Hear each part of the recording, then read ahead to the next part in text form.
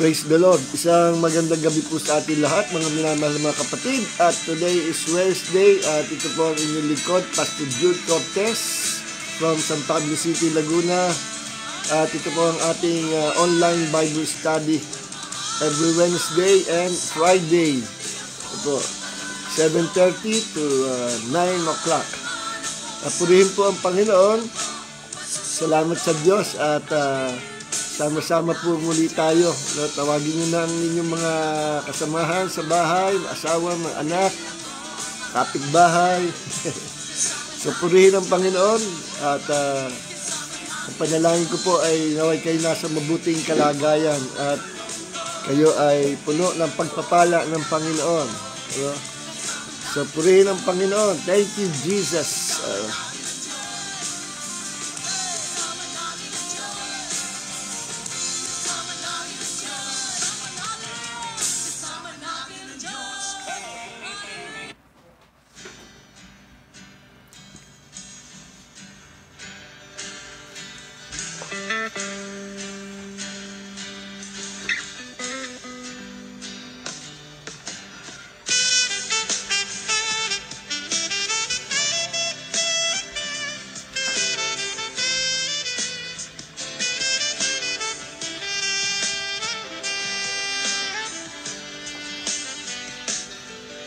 Sandali lang po, at may tao sa labas.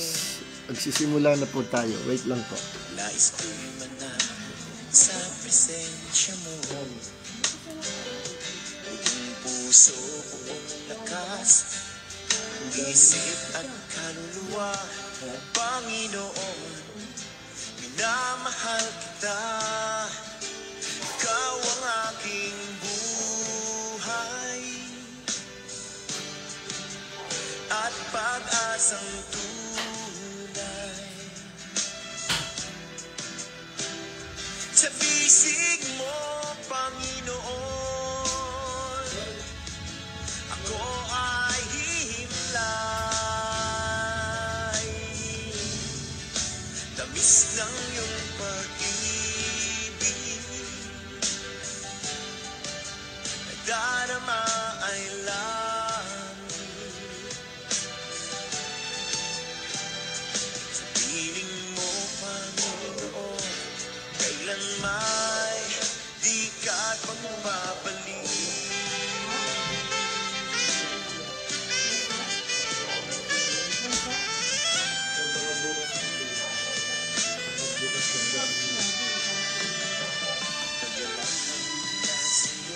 Kalakasan ko,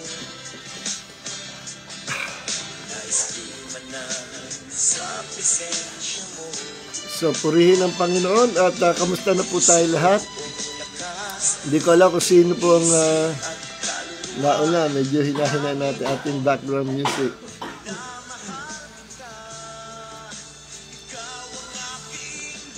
Hello po sa inyo lahat. Kamusta na po tayo? At thank you sa inyo po lahat na regular na umaattend dito sa ating online Bible study. Kaya hindi po natin mahinto ito ay dahil po sa inyo. Ano?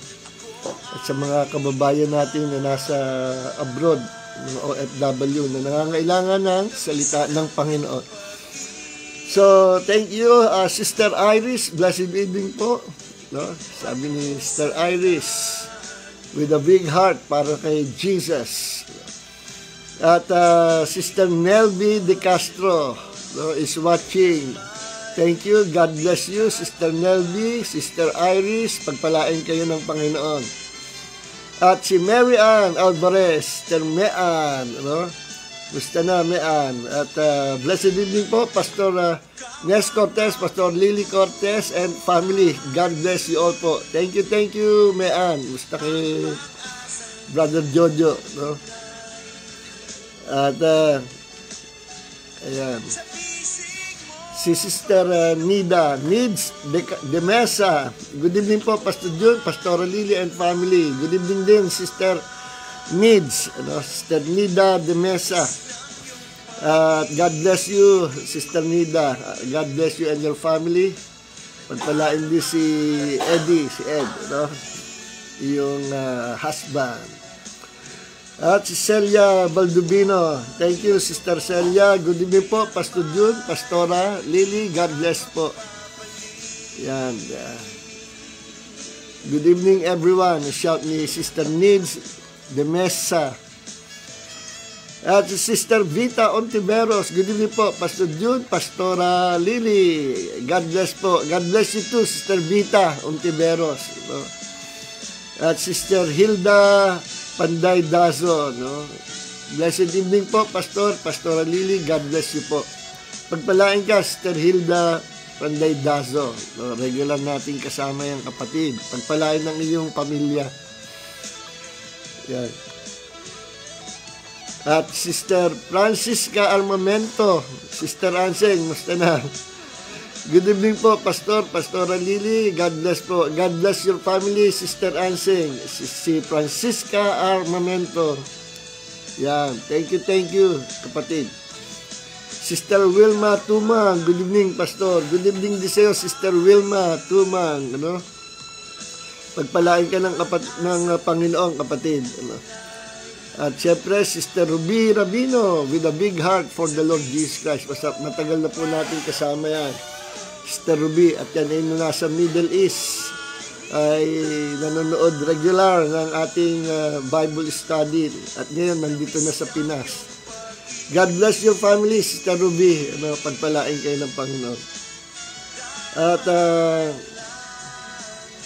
Sister Ansing, Sister Francisca Armamento, meron siyang a big heart for the Lord Jesus Christ. At saka si Brother Renz Ray Braza Cornista, musta na? Brother Ray, kamusta? No? Good evening po, Pastor Jesus loves us. Thank you, amen, amen. Pagpalain ka, Brother Ray, kamusta? Si Renz Ray Braza, kamusta? No? At Sister Maria Cecilia Rabino, no? Kamusta na, Sister Cecil Rabino? Pagpalain ng iyong pamilya. Blessed Wednesday evening po, Pastor Joe, Pastor Lily and family. Pagpalain ka. God bless you, Sister Cecil, no? Rabino. Thank you. At si with a big heart for the Lord Jesus Christ, Sister Maria Cecilia Rabino. Si Sister Marlene Murillo Emralino, gandang gabi, Pastor June, God bless you too, no?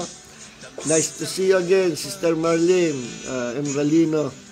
Pagpalain ka ang iyong buo sambahayan. At shout ni Sister Nids de Mesa, God bless po, Pastor. God bless you too, Sister Nida. Yan, done sharing po, sabi ni Sister Maria Cecilia Rabino. And of course, si Jan Pasya, hello, yung kanyang malaking hello. Ganda yung iyong avatar. Sister Amor Bicomong, nice to see you po, Sister Amor. Kamusta na po kayo? No? Mukhang naunahan yung dabar cards nyo, si Mami Tells. Thank you, Sister Amor Bicomong. Good evening po, Pastor and Pastor Lily and family. God bless. God bless your family too, Sister Amor. Ano po? At ingat kayo at pagpalain kayo ng Panginoon. Blessed evening night, JCLG Ministries. Si Jan yan, no? Thank you, Jan. God bless you. Sister Tere Mercado. At gusto kay Brother Reggie, no? Rudy Fernandez ng JCLG. Blessed evening po, Pastor Nes Cortez, Pastor Lilin Marquez Cortez, and JCLG family. Gandang gabi rin sa iyo, Sister Tere, no? At God bless you. Pagpalain kayo ni Brother Reggie at ng iyong buong sambahayan. Si Marina, Sister Marina Tanyo, no? Diba, hindi na lumilitaw sa akin monitor. Gusto na, Sister Marina, God bless your family. Gusto na yung anak mo. Pagpalain din ang better half mo, your husband. At nawa patuloy kayong lumalim, at lalo na especially yung iyong asawa, no? Ay makasumpong ng malawak na biyaya ng Panginoon at gamitin kayo ng Panginoon in these last days for the glory of the name of Jesus. Sister Bel Magluya, musta na po kayo? Nice to see you, Sister Bel. No? Blessed evening po, Pastor Joe, Pastora Lily. Thank you, Sister Bel. Okay. At yung iba, habol na lang po yung iba. Lumalalim ng gabi para tayo po ay makarami. Aba, si Sister Ging, si Virginia Rondina Peñalosa. Have blessed Wednesday po, Pastor Joe, Pastor Lily. God bless you, Sister Ging. Si Virginia Rondina Peñalosa. Thank you, Sister Ging at Sister Iray, si Elvira Bataclan Pulyo. Gandang gabi po sa lahat. Good evening din sa iyo, Sister Iray. Musta kay Brother Dindo? Sister Carmen Sheridan, ang batang-bata, ni nanay ni Don Sulweta ng JCLG. Si Heaven on Earth. Nawala yata, naunahan niyo si Heaven on Earth. Musta na, Sister Carmen, Nice to see you po. Good evening po, Pastor Jude. God bless po buong family. God bless your family too, Sister Carmen Sheridan. Okay. Tomas Bautista, Tom and Ida are watching here, Los Baños. Magandang gabi po, Pastor Jun. Pagpalain kayo ng Panginoon, Brother Tom, Sister Aida, at pagpalain ang buong sambahin din ni Sister Carmen Sharida. Sister Rosie Marabi Cruz, musta na po sa inyo at musta na kay Sister Suset. Pagpalain kayo mag-ina ng Panginoon. Thank you. Okay. At kamusta po tayo lahat? Alam nyo mga minamahal, may babalita lang po ako sa inyo. Sa aming church dito sa Pablo, JCLG, Jesus Christ the Living God World Outreach Ministries, excuse me po, masabi. Dahil nga sa pandemic ay nag-close yung mga gawain natin at ngayon nabuksan na every Sunday lang, morning, dalawang services umaga lang, pero unti-unti na po natin binabalik, ano. At dahil sa maraming nagre-request na mapabalik yung Wednesday prayer meeting sa mismo sa bahay-sambahan sa JCLG Worship Hall, face-to-face meeting, dahil sa mga kahilingan, atin pong ibabalik yung Wednesday prayer meeting, face-to-face prayer meeting dito po sa JCLG Church sa San Pablo City, every Wednesday po ng pero maaga ang start, alas 5 yata, mga 5 o'clock, no? At medyo tatamaan po ito ating Bible study na online, kaya minabuti na ililipat po natin ang Wednesday tuwing Tuesday na, no? Para hindi tamaan at parehong yung umaatay Wednesday, maka-attend yung Tuesday, at yung Tuesday, maka-attend yung Wednesday. Okay. At sa ano po yan? Sa April, no? Ating ina-announce muna, hindi pwedeng bigla-bigla. So, maganda nga rin naman yung merong Wednesday, ano? At every Wednesday, meron po tayong mga iba-ibang speakers magme-message sa ating church, no? JCLG San Pablo City. At ito po ay prayer meeting, actually prayer meeting. At purihin ang Panginoon. So, umabol si Mami Tels, Pastora Telma de la Cruz. Blessed evening po, Pastora Lily and family. God bless you, Mami Tels. Kailan naunahan ka ni ng iyong Dabber Cards, no? Benilda Gatudan de Mesa, good evening po. Yan, humabol si Sister Benilda. Pagpalain ka, Sister Benilda. Okay, let's go na po. Let's pray. Hallelujah. Heavenly Father, marami po salamat sa gabi to. Minsan pa kami po ay binubuksan namin ang makapangyarihan salita mo. We ask you, Father God, upang maintindihan namin malalim na bagay nagmumula sa iyo. Lord, we invite the Holy Spirit to teach us tonight and to anoint us with the fresh anointing of wisdom and revelation for the glory of the name of Jesus. Marami po salamat, Panginoon, at sa gabi to, hipuin mo po ang lahat ng mga nakikinig at nag-aaral ng iyong salita dito po sa live stream. Hipuin mo rin po ang mga physical na katawan, ang mga may mga karamdaman sa physical na katawan, Panginoon. At yung mga may emotional problem, ikaw po ang lumulutas, ikaw ang nagbibigay ng kagalingan sa kanila. Through your inner healing anointing, Panginoon. Lord, dinadalangin namin, patuloy namin pinapaalala, dinadala sa iyong trono, Panginoon, si Edge, yung aking malugang asawang Junjun na ngayon ay nasa ICU pa rin sa Manila. Ikaw po ang magpapagaling, magre-restore ng kanyang kalusugan, kagalingan, complete healing from the top of her head to the sole of her feet. Complete healing, Lord, at restoration ng function ng kanyang brain, Panginoon. We believe, Lord, and all things are possible to us who believe. Ang mga imposible sa tao ay laging posible sa Diyos na aming pinaglilingkuran. You're the healer, our Yahweh Rofeka, our Jehovah Rapha, the Lord that heals us. Thank you, Father God, at salamat po, Panginoon. Thank you, Jesus. And i-release mong iyong anointing sa bawat isa na nanonood, at yung po wala rito after this, after record ito, yung mga manonood, mga OFW, mga kapatid sa abroad, mga kapatid namin, Panginoon, na hindi na kontik ang time ngayon, mapanood din nila ito. At dalangin po namin to anoint those people who will share this video to others. Maraming po salamat, Panginoon.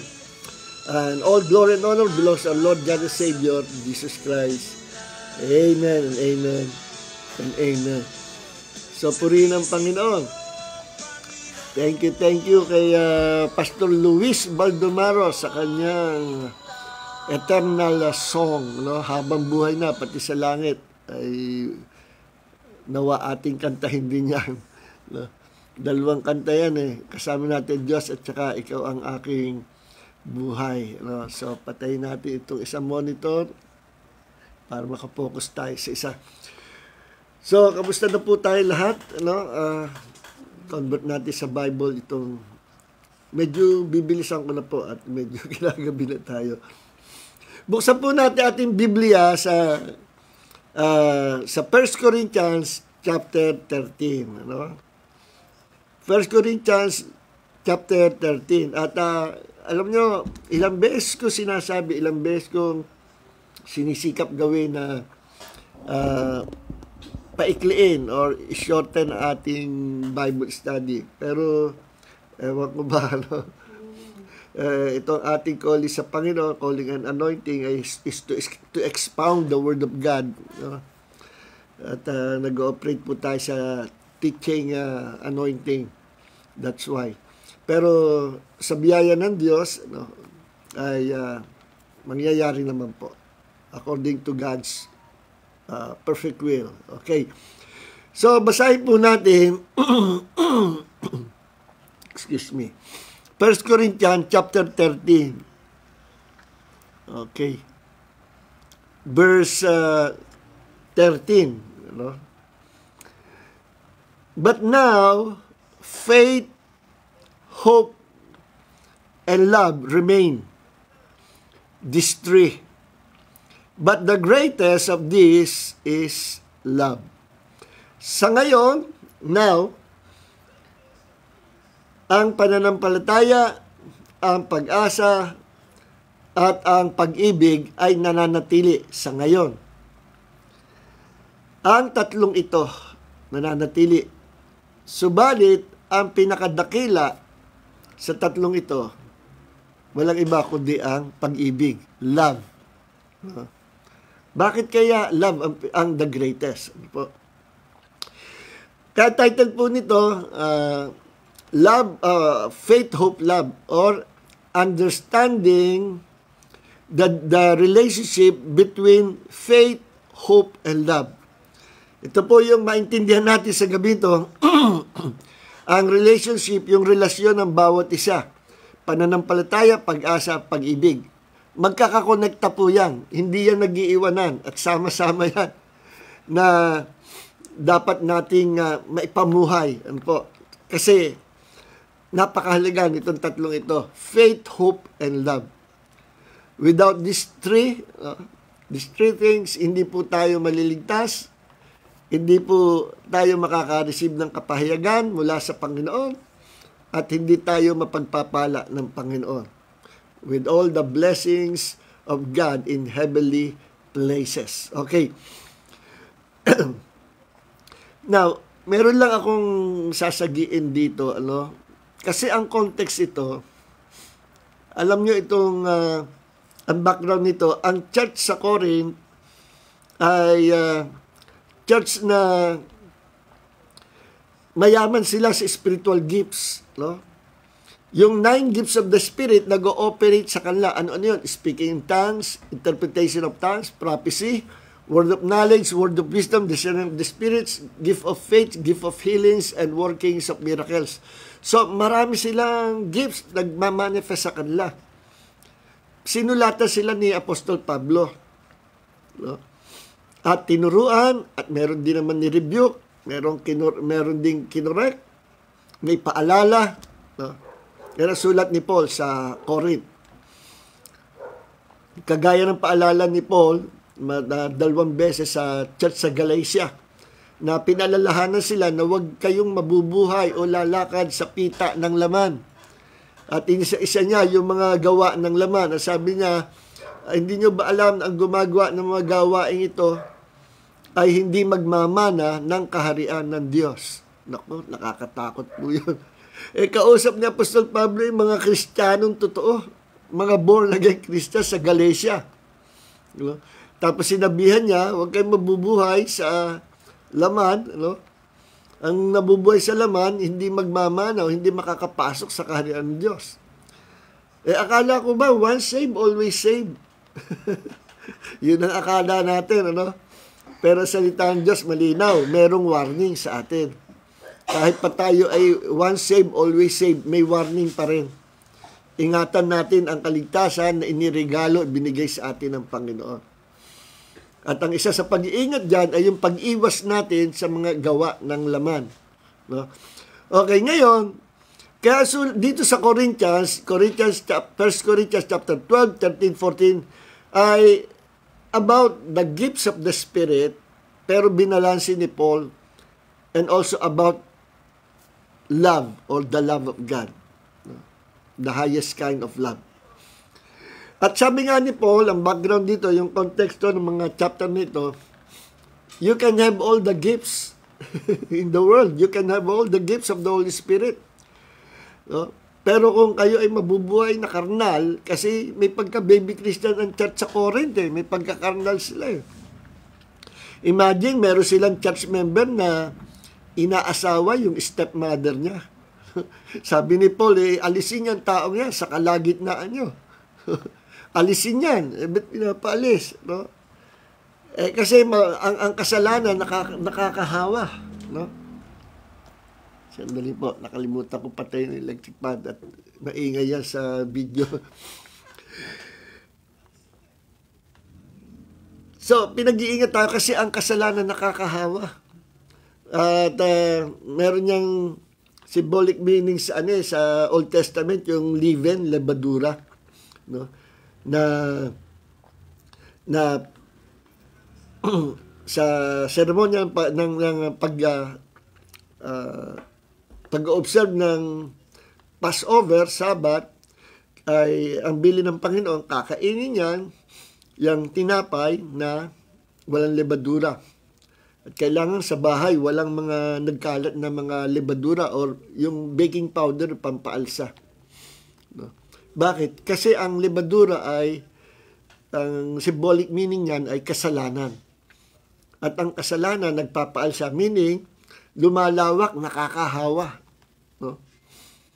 At yung during that observation ng Passover ay kakain sila ng bitter herbs. May mga seremonya dyan At yung Lamb of God, at sabi, hawakan nyo ang inyong tungkod during the Passover night. No? Sinabi to ng Panginoon. Malapit ng alisin ng Panginoon ang mga Hebrew people o mga Israelites sa pagkaalipis sa Egypt. No? Pinagpiprepare ng Panginoon nung gabing yon. At sabi, yung dugo ng kordero ipunas nyo sa pintuan ng bahay nyo at dadaan ang anghel na mamumuksa. Pagka nadaanan ang bahay na walang dugo, ay mamamatay ang panganay. Kaya'y tao o hayop mamamatay. Naku, nung gabing yon, dumaan niya ang anghel na the angel, the destroyer, no? Namatay lahat ng panganay sa mga Egyptian. Pero sa Hebrew people, wala. Kasi yan instruction na binigay sa mga Jews. Okay. So ngayon, nabanggit ko lang po yung, naalala ko yung leaven, libadura, ano? Nakakapagpaalsa. So symbolic meaning yan ay sin na nakakahawa. Kaya, sabi ni Paul, yung ganyan tao, alisin nyo sa kalagitnaan nyo. Inaasawa yung stepmother niya. At huwag kayong baby Christian. Hindi ko nga kayo makausap ng malalim kasi you're acting like a mere man. You know? You're acting like a mere man. Ano? Sa Tagalog, kayo ay umaakto. Nabubuhay kayo na para kayong mga ordinaryong tao. No? Anong punto ni Paul? Mga hindi kayo ordinaryong tao. You are now children of God or sons of God. Pag nag-mature, sons of God. From children, nag-mature, the sons of God ang tawag. Whether you're male or female, sons of God. Okay, sa kingdom of God, yan ang title. Kasi ang mga sons, yan yung mga may mana. Okay, so much for that. Ngayon, may babanggit nila ako dito. Kasi dito, itong 1 Corinthians chapter 13, binanggit dito ang mga gifts of the Spirit sa verse 8. No? Sabi dito, love never fails, but if there are gifts of prophecy, they will be done away with. If there are tongues, they will cease. If there is knowledge, it will be done away with. Meaning, ang ibig sabihin, may time, darating yung time na mawawala na yung mga gifts, yung operation ng gifts, gift of prophecy, gift of tongues, yung mga gifts, mawawala na, including yung mga gift of healing, signs, wonders, and miracles, mawawala na raw. At yan ang dahilan kung bakit meron mga group of Christians or denominations na kung tawagin cessationists, mga mananampalataya na hindi naniniwala na ang operation ng gifts of the Spirit at mga miracles ay nahahayag pa o nagmamanifest pa hanggang ngayon sa church. No? Ano ba talaga ang tama? Huminto na ba? Kagaya sinabi dito sa talatang ito? O nagpapatuloy pa? Well, ang sagot po dyan, matatagpuan din, hindi ko na bubuksa, sa 1 Corinthians chapter 1, verse 6 and 7, na asabi, habang hinihintay natin ang pagbabalik ng Panginoong Hesus, hindi tayo papagkukulangin sa anumang kaloob. Kaloob. Lahat ng klaseng kaloob. Hindi magkukulang. Marami pong klaseng kaloob eh. Una-una, gift of salvation. Si Jesus yon. No? John 3:16. Yan ang gift sa atin ng Ama.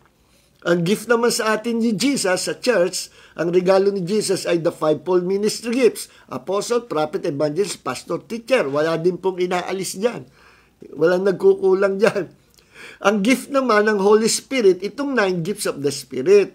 Kaya tinawag na 9 gifts of the Spirit. Nandyan yan sa 1 Corinthians chapter 12, 13, and 14. Repasuhin natin mabilis. Ano yung 9 gifts of the Spirit? Speaking in tongues, interpretation of tongues, prophecy, word of knowledge, word of wisdom, discerning of the spirits, gift of healing, gifts of faith, and workings of miracles. Siyam po yan. May manifestation ng power, kapangyarihan, supernatural gifts po yan para sa church. Ang tanong, yan ba ay nawala na, naglaho na, kagaya ng mga sinasabi ng mga kapatid natin, ng mga cessationists. No? At ang ginagamit nila ay itong 1 Corinthians chapter 13, verse 8. Ang sagot po, hindi. Kasi sinabi po, na sa 1 Corinthians chapter 1 verse 6 and 7 meron tayong testimony of Jesus na hindi tayo papagkukulangin ng Panginoon sa anumang kaloob hanggat hindi pa nadating ang Panginoon. No?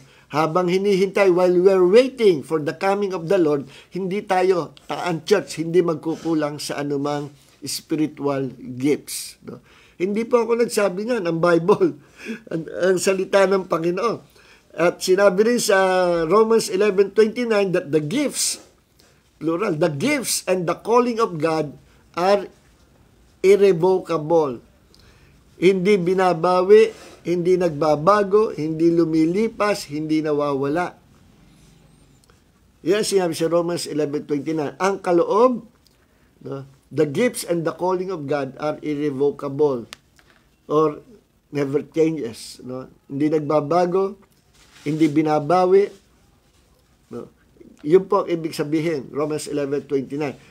Kaya kung patuloy ang Diyos at tumatawag ng mga taong maliligtas in these last days, ibig sabihin, kasama ng calling, yung gifts, magkasama yan eh. For the gifts and the calling of God are without repentance or irrevocable. Okay. So, ini-establish natin na ongoing pa itong mga gifts of the Spirit, mga miracles, gift of healing, no? Name it. Nasa 1 Corinthians chapter 12, 13, 14. Sinundot lang po natin yan kasi yan ang context eh. Now, ang sabi dito ni Paul, kailan mawawala yon? Ano? Pagdating ng perfect time, sabi sa verse 10. Ano yung perfect time? Ang sabi ng mga kapatid na cessationists, pag nabuo ang Bible, yung canon, yung selection ng mga books inspired by the Holy Spirit. At yan na nga ang 66 books. Pag nabuo daw, hihinto na yung mga gifts. Ang tanong, saan sinabi dito yun? Na pag nabuo ang mga Bible, pag nabuo ang Bible, yun na yung perfect time. Parang napakalabo yata. No? Sabi pa ni Paul sa ngayon, para tayong humaharap sa salamin na malabo. Noong time na yun kasi, panahon nila Paul, panahon ng araw, walang salamin na glass na kagaya ng salamin natin ngayon na napakalinaw. Ang salamin ng araw, yung pong metal, no, yung metal, pinaparnish nila, pinapakintab na mabuti, at yun ang ginagawang salamin ng mga kababaihan, doon sila nananalamin. So, pagtatagaan nila yun. Hindi pa na-invento yung mga glass na mirror. So, pinapakintab nila yun, nilinis na mabuti. At siyempre, hindi perfect yun. Alun-alun yun. Bagya makita ang sarili mo doon. Pero masaya na sila noon. Pag meron kang metal na, na mirror. No? So, yung time na yun, malabo talaga, nakikita mo. Ngayon, pag nanalamin ka sa salamin, kita mo lahat. Pero yung time na yun. Kaya sabi ni Paul, sa ngayon, para tayong, ang revelation ng Diyos, yung pagkakilala natin sa Panginoon, para nakaharap lang tayo sa sa salamin. Yun yung salamin na imagine niyo yung stainless na salamin o metal, no, na pinarnish, pinakintab. Bagya mo na makita sa sarili mo. Yung time na yon ni Paul, yun yung sinasabi niya na yung pagkakilala natin sa Panginoon, hindi pa yan yung kabuuan ng revelation. Bahya natin nakikita siya o nakikilala. Pero pag dumating yung perfect time na yon, yung perfect na hinihintay na yon, everything will be revealed to us. At sa panahon na yon, mawawala na yung mga gifts na tinutukoy sa 1 Corinthians chapter 12, 13, 14. Kailan yun? Ang sabi ng mga kapatid na cessationist, pag nabuo ang Bible, wala po yan. No? Haka-haka yun. Kasi wala namang binanggit dito.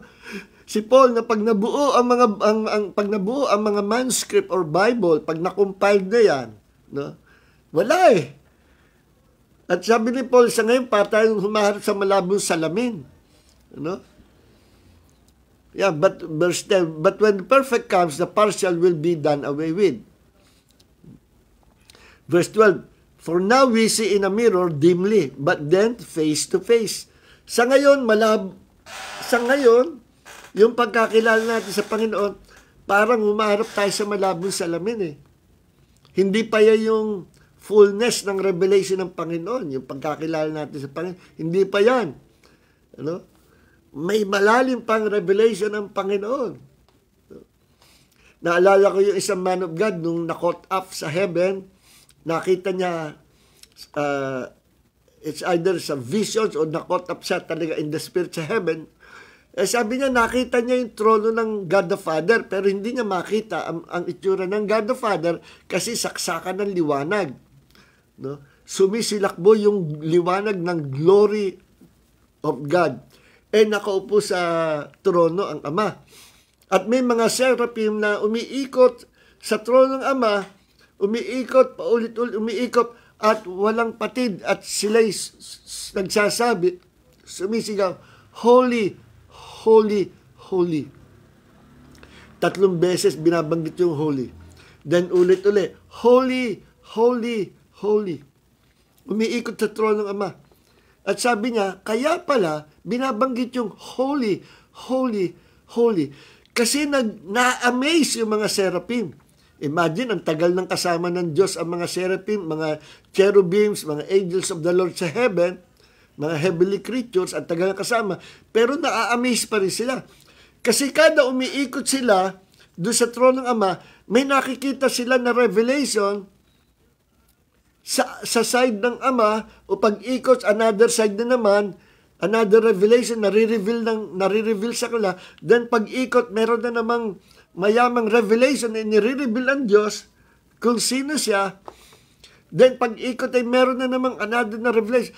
Kada ikot, may mga angle na nakikita nila ang Panginoon na merong kakaiba at lagi merong mga bagong revelation.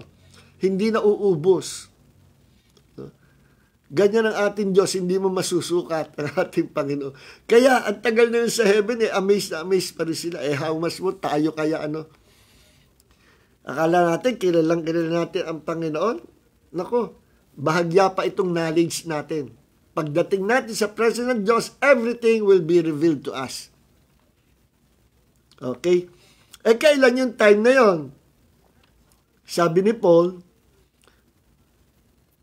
sa verse 10, when the perfect comes. No?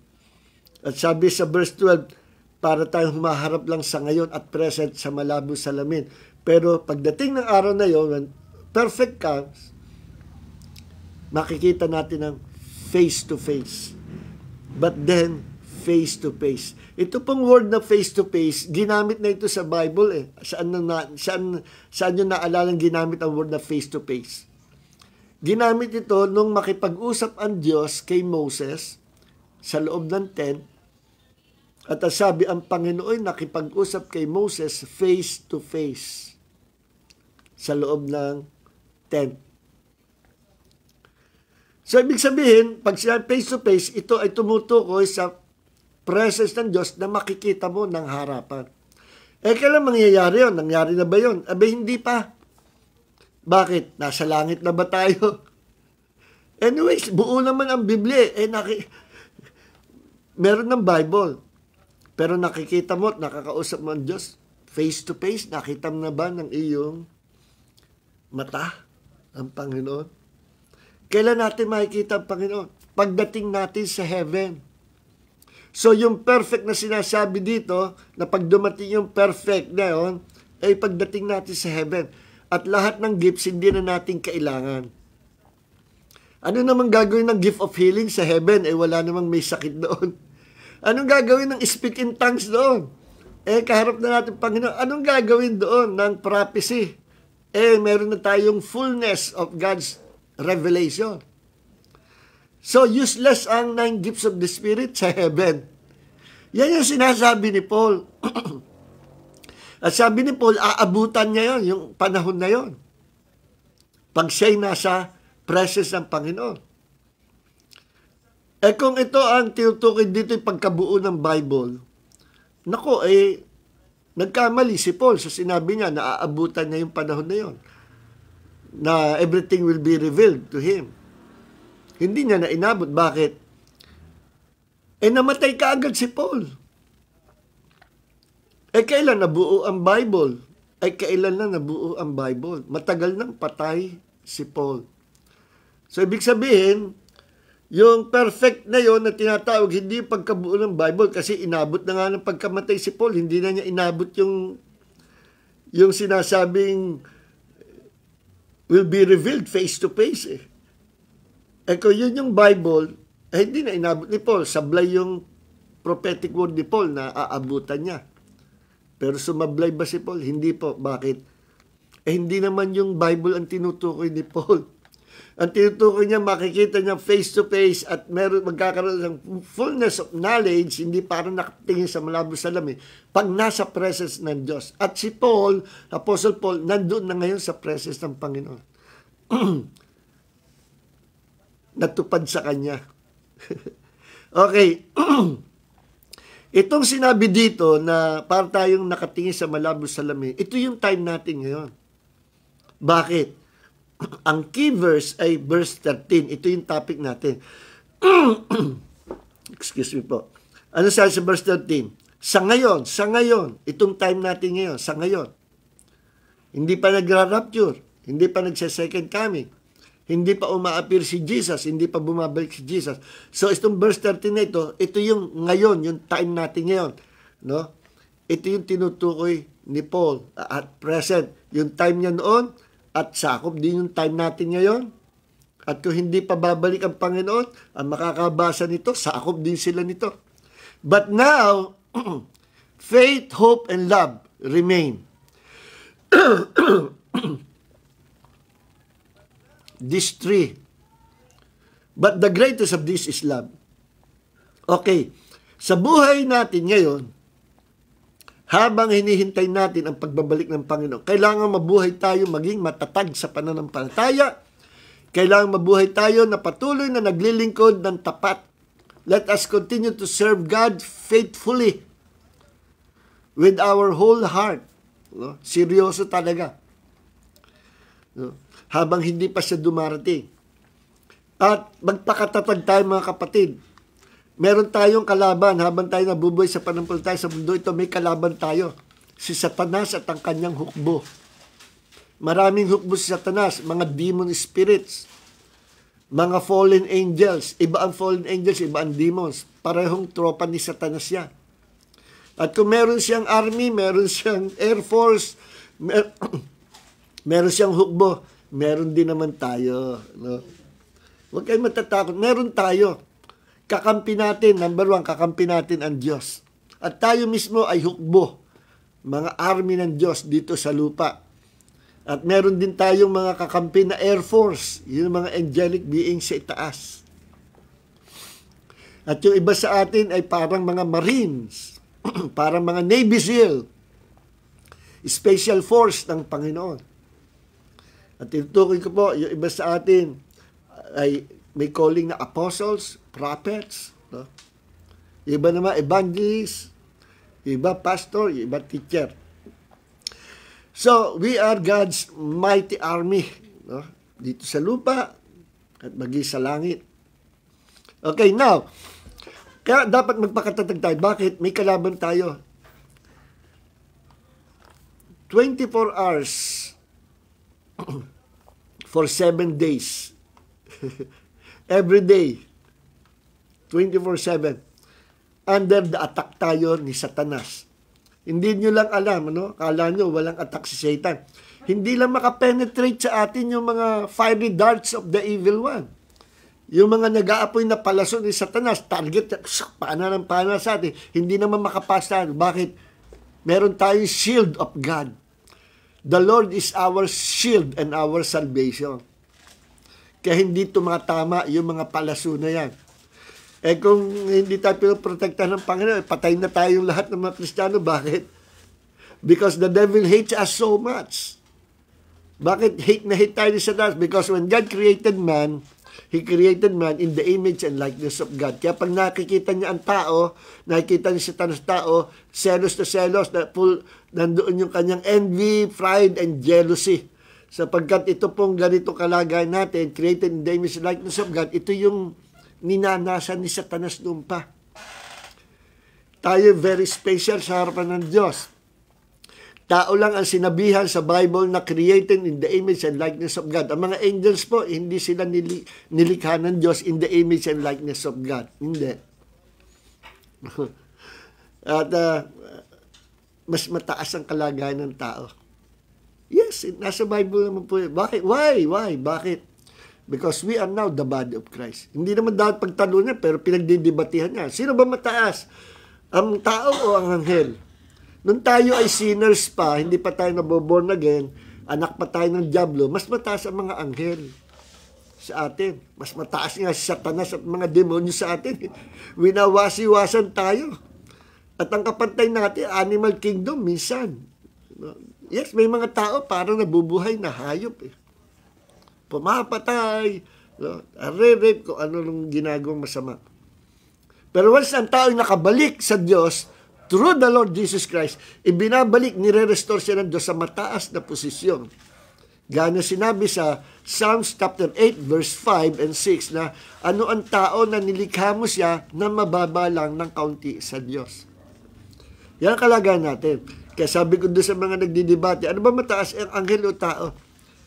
Sabi ko, lahat na kay Kristo, mas mataas kaysa mga anghel. Why?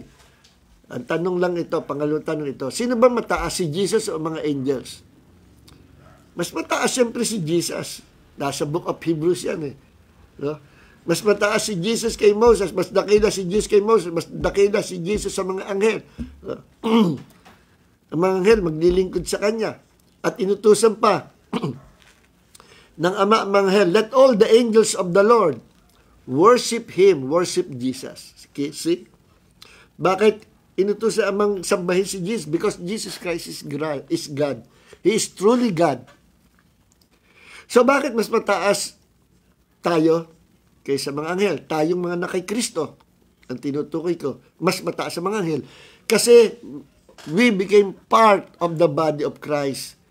Tayo na church ng Panginoon, iglesia ng Diyos, ay tinatawag na katawan ni Kristo.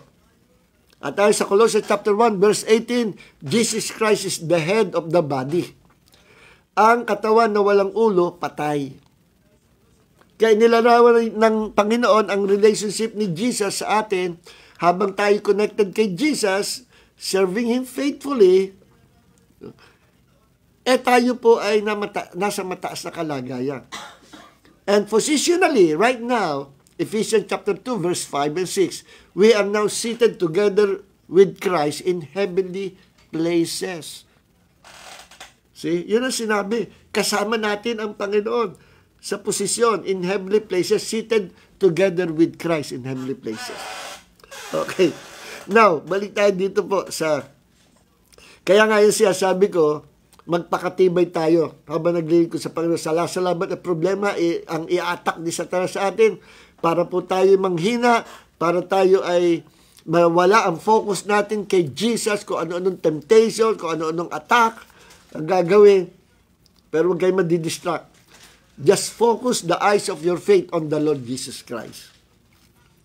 At para tayo tumibay, kailangan po itong tatlong ito, faith, hope, and love. Ito po ang main ingredients in serving God faithfully para maging tapat tayo. Itong tatlong ito, faith, hope, and love. May relasyon po itong tatlong ito. Number 1, bibilisan na po natin. Alam niyo po ba that the most important thing in the world, in this life, is faith. Faith, pananampalataya. But, the greatest thing in this life and in the life to come is love. Yes. Iko-connect natin. Bakit? Anong relasyon ng faith, hope, and love? Ang faith po, ganito po yan. Ang pananampalataya, kung bakit napaka-importante ng faith, ito yung pinaka-foundation natin, pinaka-basic. Kung hindi ka lalapit sa Panginoong Hesus and you will not believe in the Lord Jesus Christ, hindi mo gagamitin ang faith mo, hindi ka tatanggapin ng Panginoon sa kaharian ng Diyos. Sapagkat ang tinatanggap sa kaharian ng Diyos, yung number 1, may pananampalataya. At anytime na ikay manalangin, kung ikay mananalangin, pag nanalangin ka na puno ng doubt, unbelief, worries, doubt, fear, hindi tutugon ng Diyos.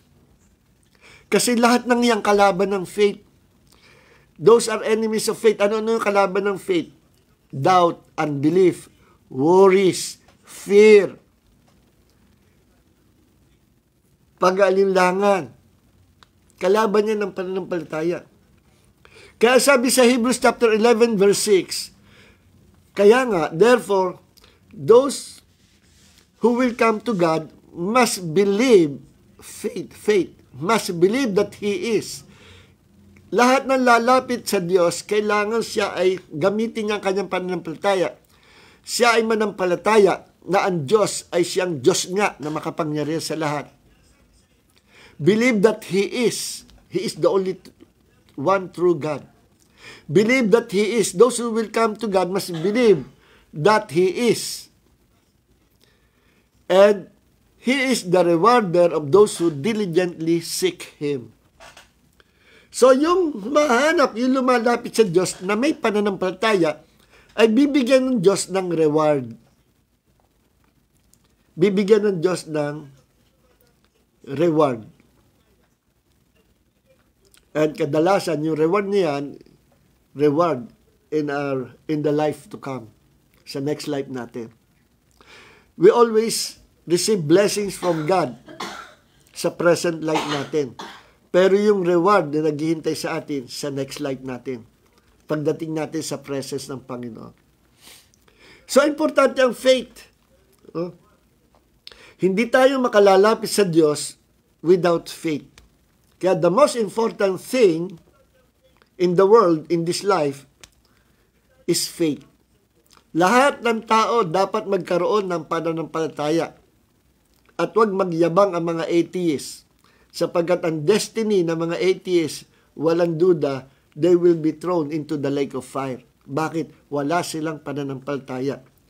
Kaya kung may mga atheists na nanonood ngayon, makinig ka. Ito lang ang salvation mo. Believe in the Lord Jesus Christ. Magkaroon ka ng pananampalataya sa Kanya. Lumapit ka sa Kanya. Accept Him to be your Lord, God, and Savior para maligtas ka. Para ang buhay mo may continuation. Pag namatay naman ng tao, talagang wala namang hindi naman humihinto ang buhay ng tao pag namatay. Pag sinabing namatay, yung sinasabi natin, ay namatay na si ganito, namatay na si ganyan.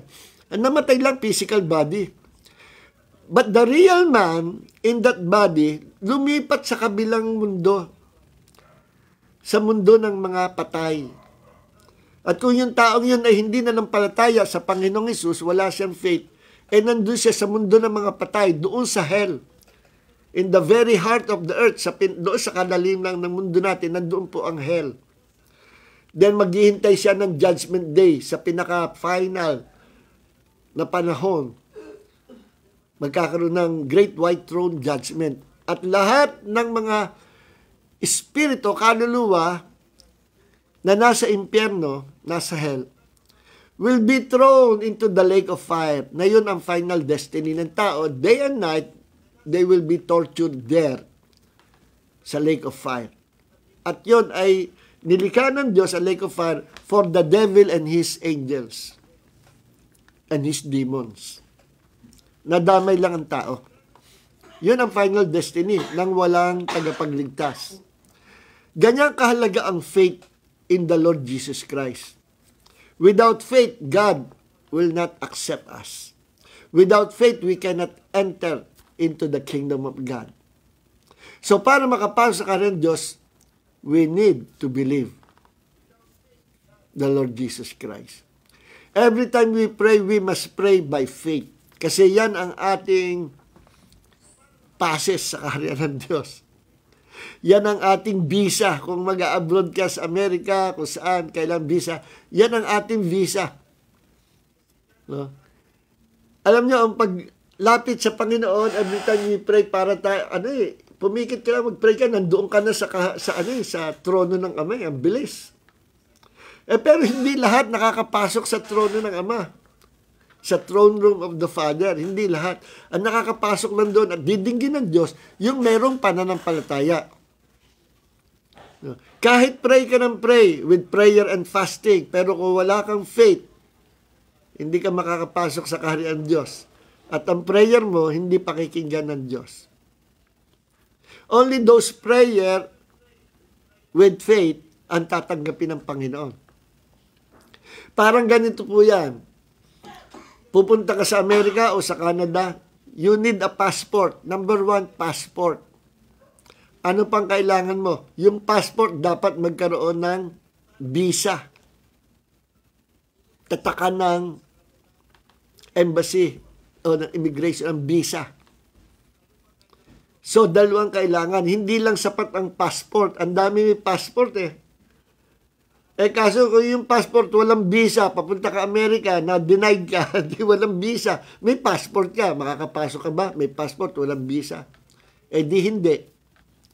Ganyan din ang visa, ang passport, parang prayer yan Pero ang prayer without faith, ang passport without visa, hindi ka makakapasok sa bansa na papasukan mo. Kahit lagi ka pa nananalangin. No? Every day. Pero ang prayer mo ay puno ng pag-alilangan, puno ng takot, puno ng kawalang tiwala sa Diyos. Baka hanggang kisame lang ang panalangin mo. Laging nauuntog sa kisame ang prayer mo. Bakit? Because that prayer has no faith. Ano meron niya? Worries, doubt, unbelief. Nauuntog lang sa kisame. Hindi tatagos sa langit. So we need prayer plus faith. Panalangin na may pananampalataya. Para makapasok sa Canada, sa Amerika, kung hindi ka pa taga roon, you need a passport. At pangalawa, pag may passport ka na, you need a visa. Ganon din ang prayer with faith. Kaya ganon kahalaga ang faith sa buhay natin ngayon. Yes. Kaya pagdating sa langit, hindi mo na kailangan ang faith. Kasi ang faith ginagamit habang hindi mo nakikita ang Diyos ng iyong mga mata. Ang pangako ng Diyos, ginagamitan ng pananampalataya. Pag dumating na yung pangako ng Diyos, tapos na yung pananampalataya mo sa area na yon. Halimbawa, nanalangin ako, Lord, bigyan mo po kami ng bahay na matitirhan. I ask this, Lord, by faith in the name of Jesus. So, lagi, habang wala pa yung bahay, lagi mong pinapaalala sa Panginoon sa panalangin. Nag-manifest na, nag-materialize. Di tapos na. Yes, magpapasalamat ka. Thank you, Lord. Tapos na yung iyong pananampalataya, yung paghingi mo sa pananampalataya sa bahay. No? Sa area na yun, yung hinihingi mong bahay, dumating na. So, hindi mo na kailangan na paulit-ulitin gamitan ng faith dahil nag-materialize na. Habang hindi na nakikita ang Panginoon, patuloy natin ginagamitan ng faith ang Diyos para tayo makalapit sa Kanya. Yung ganong kahalaga ang pananampalataya. For without faith, hindi tayo makakapasok sa presensya ng Diyos. Now, yan po ang faith. Pero pagdating natin sa langit, hindi na natin kailangan ang faith. Mawawala na yan. See? Ano naman yung hope? Ano ang hope? Gaano kahalaga ang hope? Ang hope is a goal setter. No? Ang hope, ang goal natin. At ang isang mananampalataya, kapag nawala ng hope, nako, malaking bagay. Alam niyo po ba, ang nagpapatatag sa atin sa buhay pananampalataya ay ang pag-asa.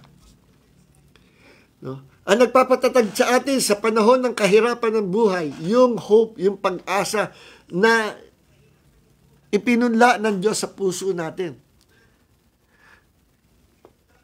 Nilagyan tayo ng Panginoon ng hope sa puso natin.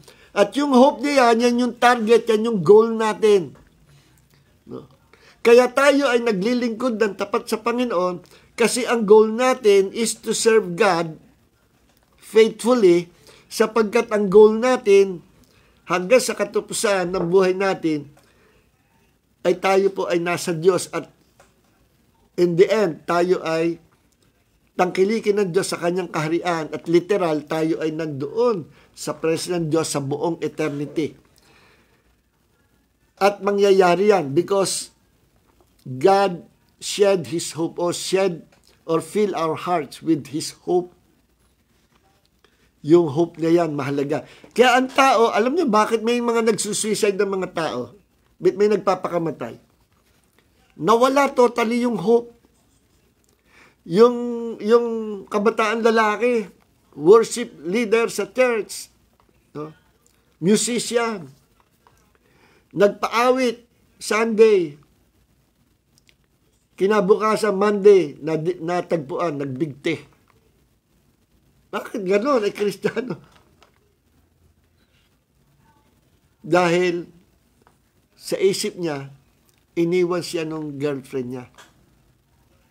At nagpunta sa abroad at hindi na babalik. Nawalan siya ng pag-asa na babalik yung girlfriend niya. Mali yung kanyang naisip. Kaya nawala yung pag-asa niya. Pag nawala ang pag-asa, wala nang kwenta ang buhay. Totoo po yan. At lalo na yung ating hope, pag-asa sa ating Panginoon. Pag nawala yung hope natin, pag-asa natin sa ating Panginoon, mawawalan saysay ang ating pananampalataya. Hindi na tayo makakapanampalataya ng tapat sa Panginoon. Bakit? Nawala na yung hope yung inaasahan mo. Halimbawa, kunwari lang, talagang everyday nagbabasa ka ng Bible. Then, na-discover mo, hindi pala totoo ang Bible. Habang nagbabasa ka, nandoon yung hope mo The one of these days, sabi sa Bible, Jesus will come. Yun ang inaasahan mo. At ako ay kukunin niya to be with the Lord forever. Yun ang inaasahan natin. Biglang na-discover, ay hindi pala totoo ang Bible at gawa lang pala ng tao. Guho ang ating pananampalataya, guho kasi nawala ang ating hope. Kaya pag nawala ang hope, mawawala rin ang faith. Kasi ang hope ay goal setter. Pero hindi mawawala ang ating hope sa totoo lang, sa reality of life. Sapagkat alam natin that the Bible is true and the Bible is no doubt the Word of the living God. Yes. Alam mo ginagawa ni Satanas sa mga tao na nagiging atheist, sa mga tao na nagiging nawawala ang pag-asa sa Biblia at nagiging atheist, no? Sila yung mga pinakakawawang tao sa buong mundo. Bakit? Wala silang inaasahan na buhay na walang hanggan eh. Ano ang buhay nila? Useless. Ano ang buhay nila? Malungkot. Bakit? Wala silang inaasahan eh. Ano isasaya mo noon? After this life, patay ka na. Anong maganda doon? Hindi ka naniniwala, merong eternity, merong buhay na walang hanggan. Hindi ka naniniwala. So, after this life, magkasakit ka lang, madidepress ka na. At sasabihin mo, wala na. Mabubulok na ang katawan ko, makakalimutan ako mga tao, at wala na ako sa buong universe, wala na ang buhay ko. Parang biglang naging bula, wala na ang consciousness ko. Yun ang mangyayari sa mga atheists. Bakit? Wala silang faith at wala silang hope. Wala silang inaasahan na Diyos na magbibigay ng buhay na walang hanggan. Kaya yung hope, kaya parehong importante yan, faith and hope. At habang tayo nasa mundong ito, kailangan natin yan, faith and hope. At, finally, kailangan din natin ng love. Bakit kailangan ang love? Alam niyo po ba, kahit meron kang faith, but without love, itong love na ito po ay inihasik sa atin. God shed His love into our hearts. And that love is not the human kind of love. That love is the highest, the greatest kind of love. Kung tawagin, the God kind of love or God's love. Nilagyan tayo ng Diyos ng pag-ibig na kagaya ng pag-ibig niya. Alam mo, sabi sa Bible, sa sulat ni John, God is love. Ang Diyos ay pag-ibig. God is love. And I tell you, Jesus Christ, our Savior, is love who came down to our planet. He is love personified. He is love who became a man. Why? Because God is love and love is God. Ang tinutukoy ko po love, yung the greatest love, yung God kind of love. Marami kasing klaseng love eh. Ito major kind of love. Napakarami pa bukod sa apat na ito eh. Na-discover ko ang dami pa lang klaseng love sa Greek. Pero ito yung four major love. Number one, the highest kind of love, the greatest love, is God's love. Agape love. Number two, na klaseng love, the human kind of love. Pag-ibig ng tao. Phileo. Number 3, na uri ng pag-ibig, yung sexual love. Eros. Or love with lust. Ang ikaapat ay yung tinatawag na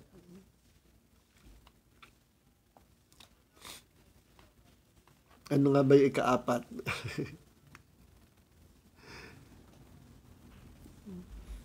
So, agape, phileo, eros, no?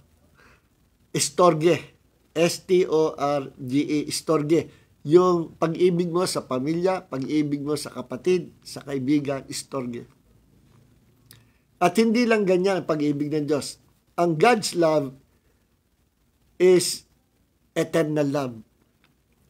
Ang God's love hindi naghihintay ng kapalit. Ang God's love umiibig sa hindi kaibig-ibig. Ang God's love ay mapagpatawad. Laging mapagpatawad. Nung nakapako si Jesus sa cross, yung mga bumugbog, nagputo ng coronal tinik, yung nagpako sa kanya, yung humagupit sa kanya, inihila lahat ng tawad. Father, forgive them for they do not know what they are doing. See? At yung mga unang disciples, ina-apply nila yan sa buhay nila yan eh. Alam mo si Apostle John, meron siyang disciple, ang pangalan si Polycarp.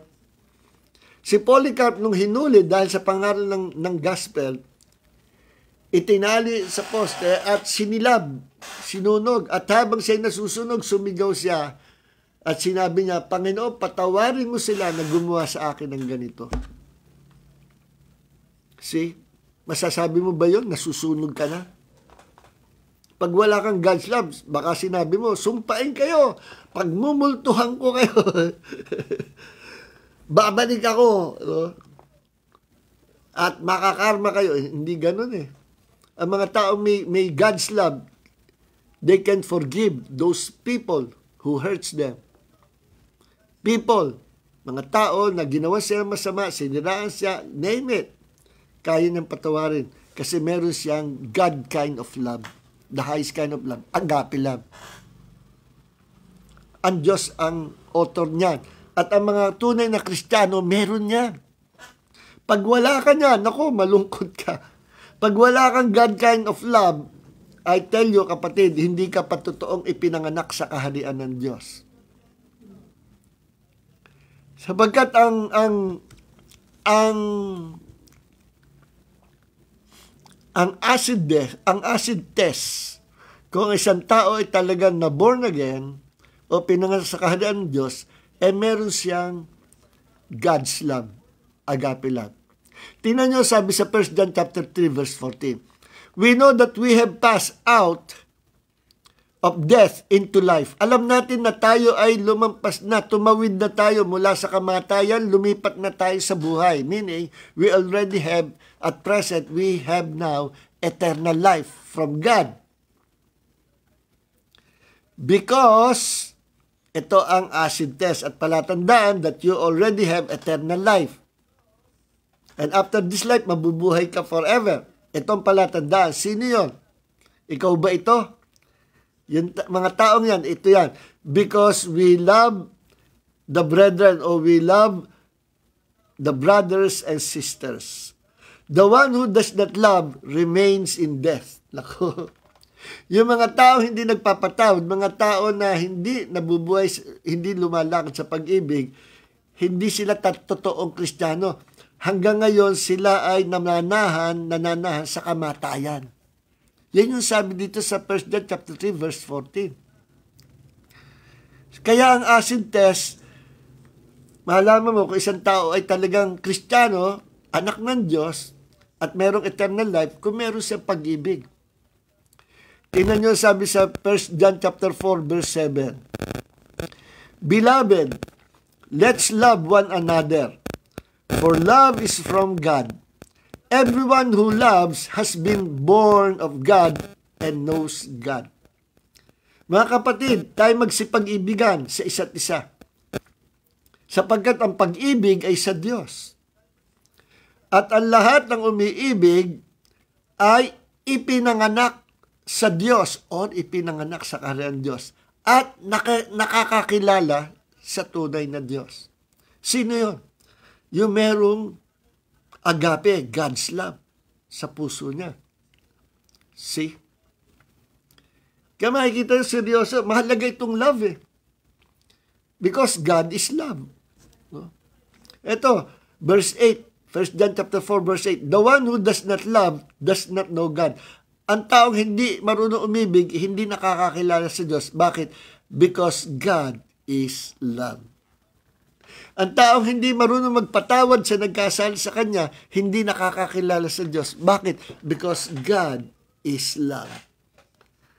Tayo, pinatawad lang tayo ng Panginoon because God is love.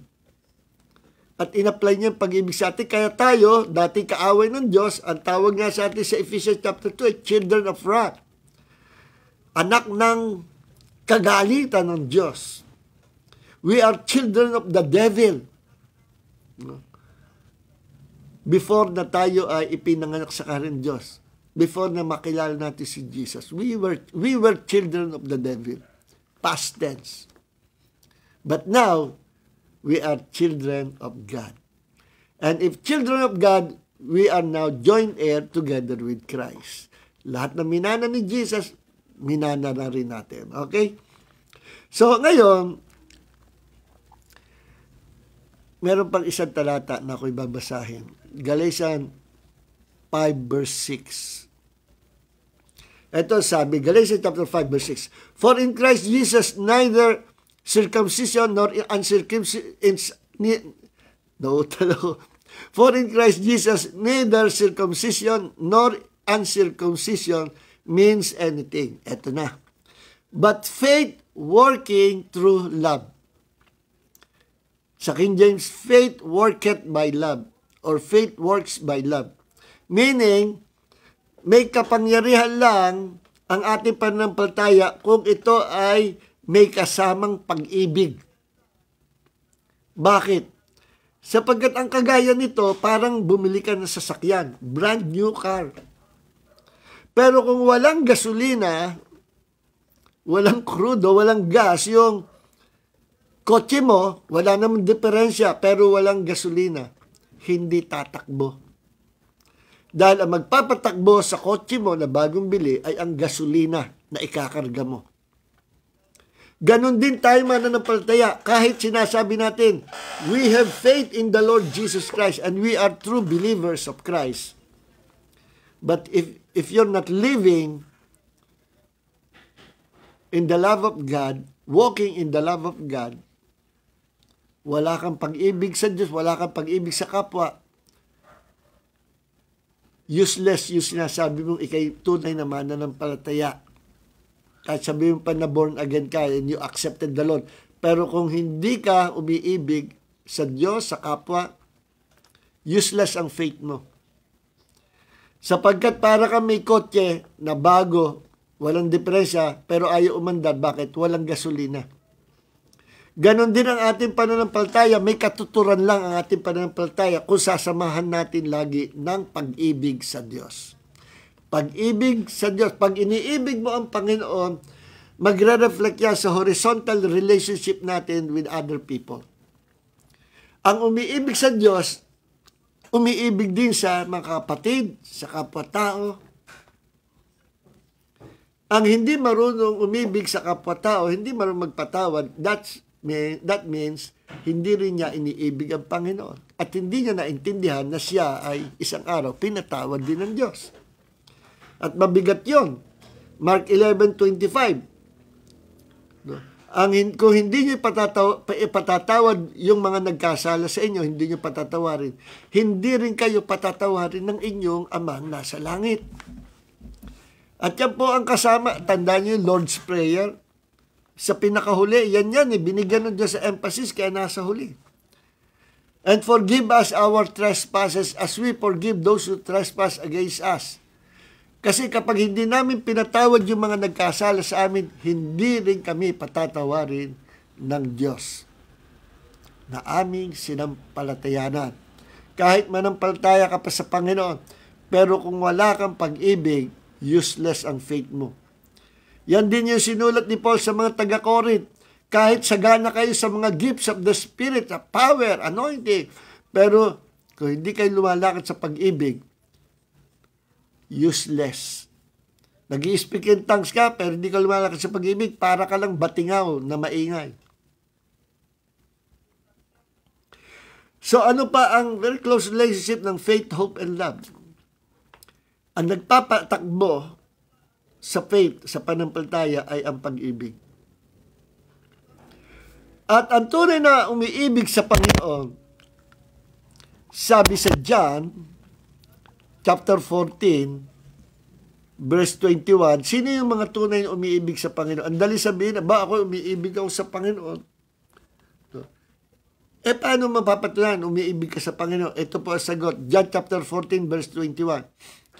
The one who has my commandments and keeps them, meaning keeps or to obey, the one who has my commandments and obeys them or keeps them, is the one who loves me. And the one who loves me will be loved by my Father. And I will love him and will reveal myself to him.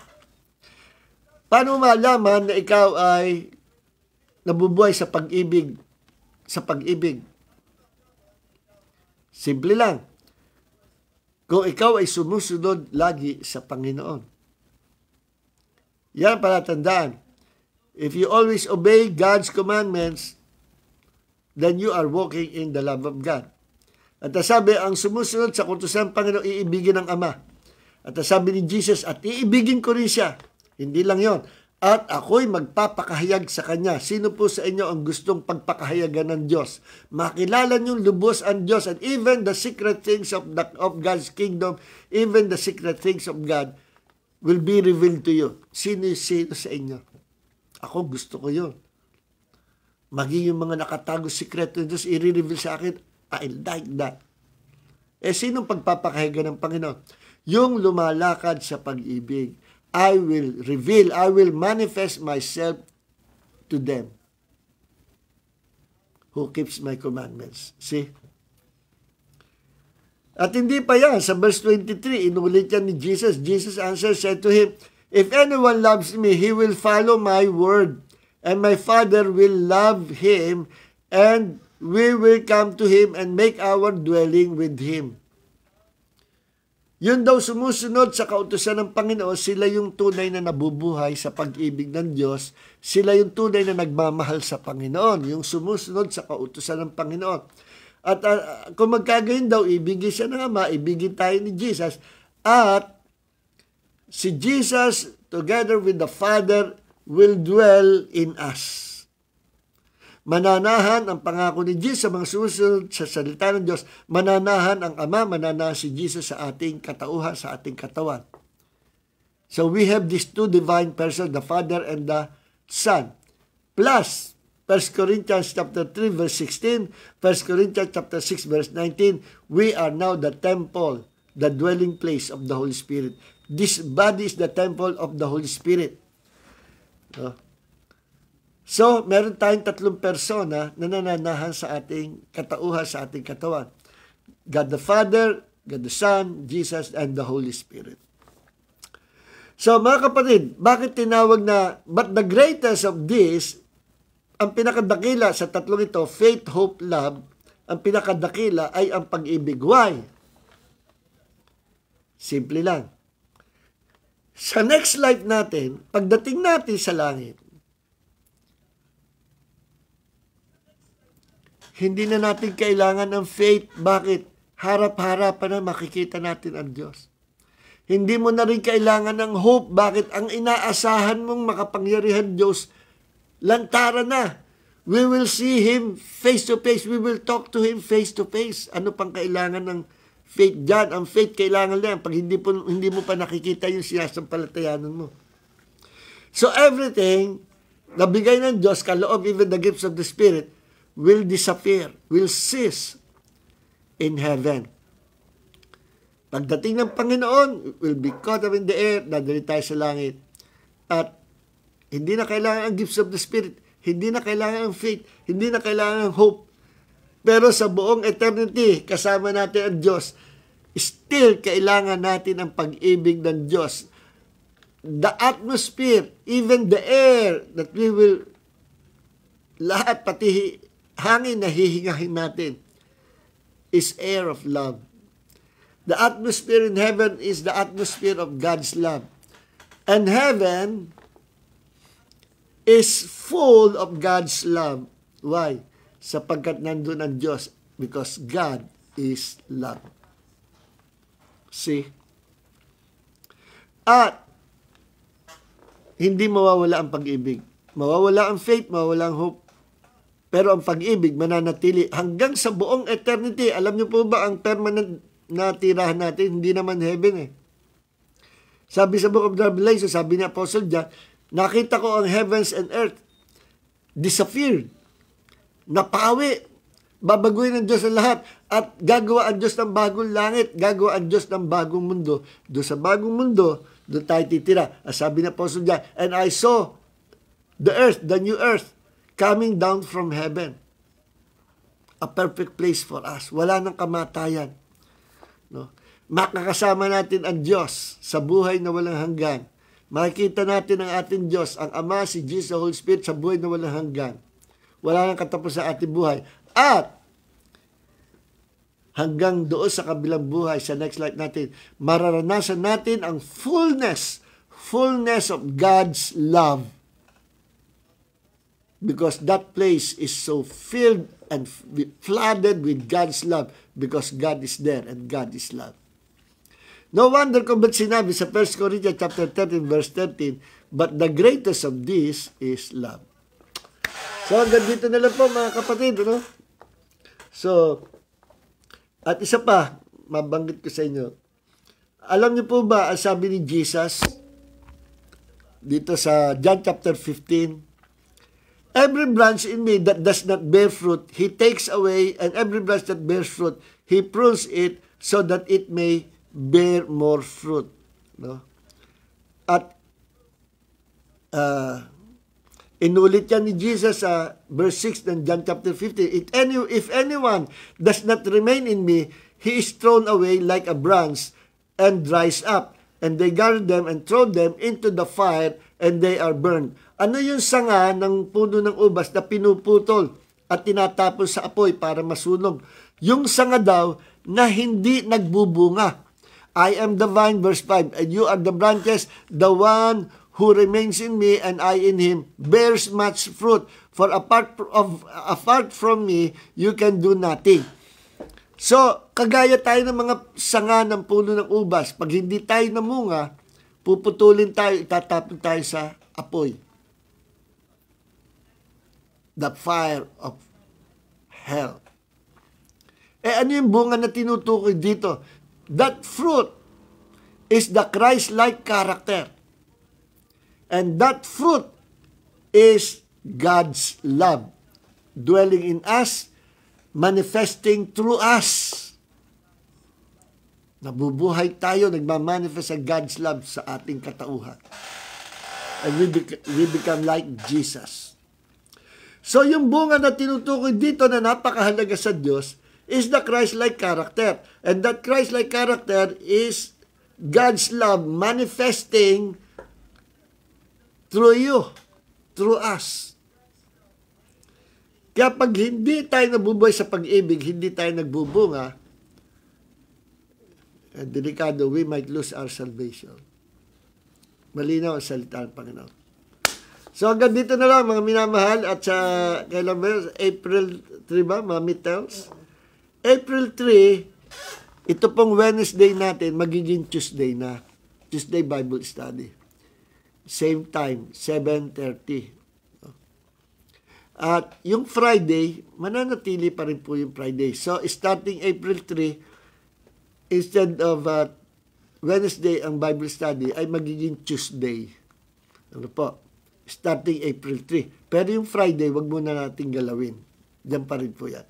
So, praise God. Maraming po salamat, Panginoon, sa mga salita mo na iniiwan mo sa aming mga puso.